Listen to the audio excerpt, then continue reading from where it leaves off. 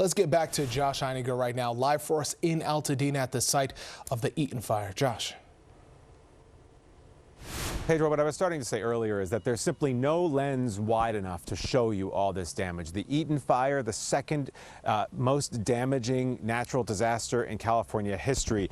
This is a church. This is the nave of a church here in Altadena, California, which is just simply no more. You could see the wall on the other side. You could see the framing that perhaps it once might have taken, but that's it. And then, Mike, you want to carefully come back out here.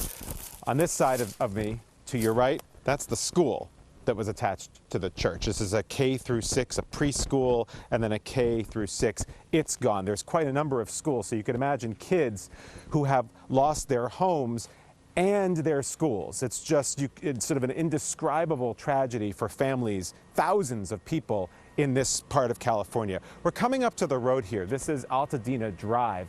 The damage is on both sides of the road. There's damage everywhere. And in fact, when we drove up here to see this church and school combination, it was a suggestion from our sister station here in Los Angeles that we come here. It required us to drive about 1.5 miles in this direction from back there on this road. In that 1.5 miles, Pedro and Tanya, I don't think I saw more than 10 intact structures. 1.5 miles.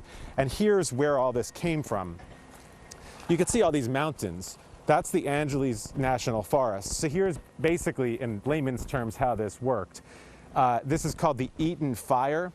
Mike, come back over here real quick. Back in that direction, sort of at the end of this road, the mountain that you see up at the end when we get that shot, down there is something called Eaton Canyon. And so that's where the fire actually started. And so the fire, in some period of time, not very long, basically roared, kind of like a tsunami of fire, in this direction, kind of on both sides of this road. And as I said, it goes another 1.5 miles back behind me. So that's the extent of this damage. There's lots of utility crews that have been passing through here. We saw an urban search and rescue task force going through here. We know that there are quite a number of people, about 16 people still unaccounted for. They're continuing to search for them. Very large police presence as well. They're very much concerned about looting, and so as a result, they're basically telling people it's not yet time to come back home. They're still trying to secure, I guess, what's left of these properties, while at the same time, everyone in Southern California right now is waiting to see what happens in the next couple of days when the Santa Ana winds start to blow again. Gusts into Tuesday and Wednesday that could be as high as 70 miles per hour.